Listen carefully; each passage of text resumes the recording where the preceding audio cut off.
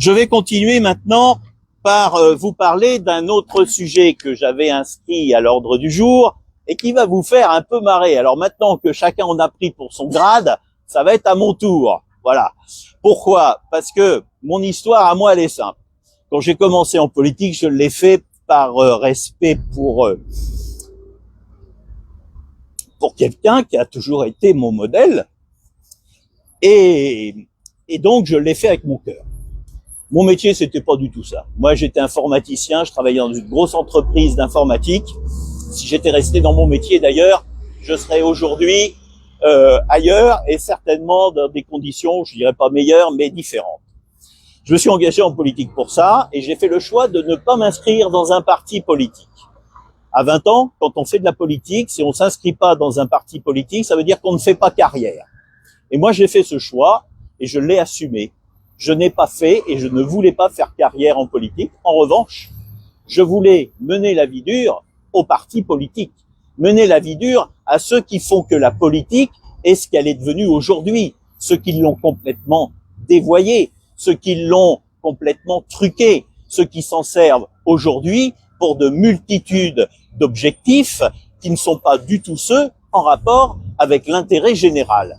Eh bien, voyez-vous, quand je me suis engagé politique, j'ai dit, moi, je ne rentrerai pas dans cette combine, je vais pas être contre les partis politiques, mais je vais leur mener la vie dure. Et en contrepartie de cela, les partis politiques me le rendent bien. Mais c'est la vie, c'est ainsi. C'est comme ça qu'à l'INA, j'ai pu faire venir le centre de rugby. C'est comme ça qu'à Montlhéry, j'ai pu faire rénover la tour de Montlhéry. Et c'est pour ça qu'un certain nombre d'autres initiatives, dont la gare routière de l'INA, ont pu se réaliser parce que en politique, il faut savoir aussi mener du bâton et pouvoir négocier, représenter un risque et pouvoir négocier contre les partis politiques et les mouvements politiques. Je fais une parenthèse. Si j'avais été maire de l'INA, eh bien, je peux vous assurer que la piscine de Montlhéry n'aurait pas été fermée. Parce que si la piscine de Montlhéry a été fermée, c'est parce que les maires de l'époque de l'INA et de Montlhéry étaient de la même sensibilité politique que le président de la communauté d'agglomération qui, lui, avait intérêt à ce que cette piscine ferme. Donc, sans rentrer plus loin dans ce détail, ce que je voulais vous dire, c'est que nous arrivons à une élection qui est assez clé. C'est l'élection où je me présente après avoir été mis sur la touche dans les conditions que vous savez, et où, bien évidemment, tout ça est assez craint par l'ensemble des mouvements politiques. Vous allez avoir vraisemblablement, dans les tout prochains jours, ça a déjà même commencé, des articles de presse qui vont être sortis sur mon compte, où on va vous révéler des choses complètement, certaines fois dégueulasses, pour dire les choses très clairement, et pour vous dire que je suis un mauvais candidat ou que je suis pas quelqu'un de confiance. Cela, je l'ai connu à chaque fois que j'ai été candidat. Et je vous ai amené un petit palmarès. Voilà, en 2007, j'étais candidat aux élections législatives, la presse titrait François Pelletan entendu par la gendarmerie, soi-disant pour des affaires de diffamation sur Internet. Cette affaire n'a jamais été plus loin que cet article qui est sorti à une semaine des élections pour essayer de faire douter les électeurs. Je continue dans ma revue de presse. Je vais vous présenter celle-ci.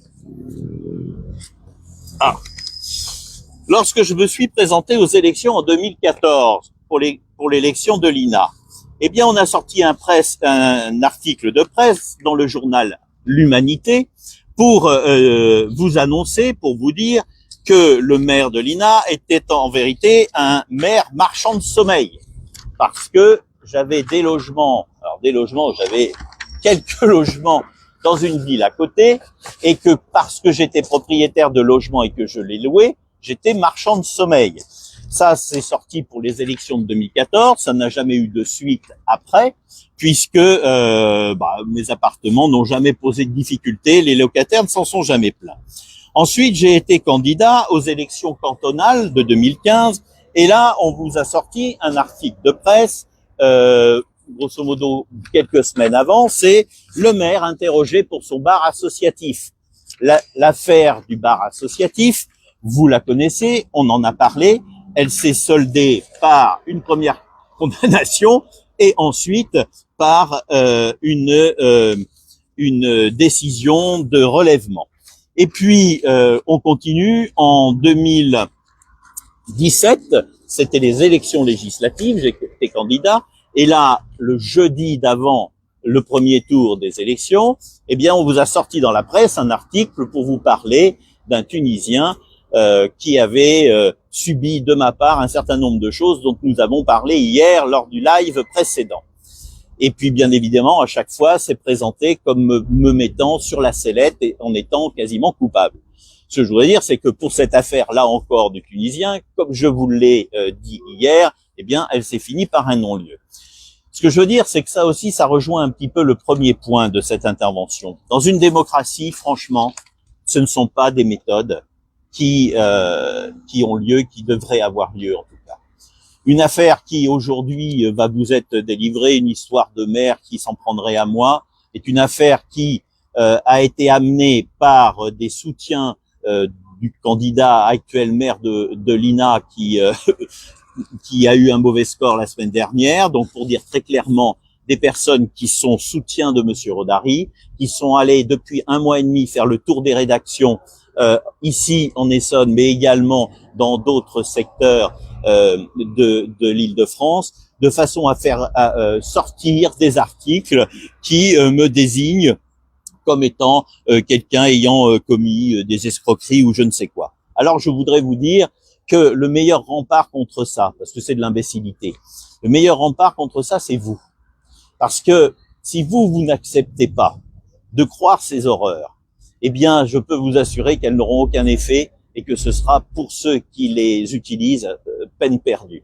Il faut véritablement, surtout à notre époque, que nous soyons vigilants sur les informations qui nous sont délivrées, que ce soit par les réseaux sociaux, que ce soit par tout autre moyen, mais également que ce soit par la presse, parce que la presse, comme vous le savez, les journalistes sont peut-être dépendants, mais la presse et les journaux ne le sont pas.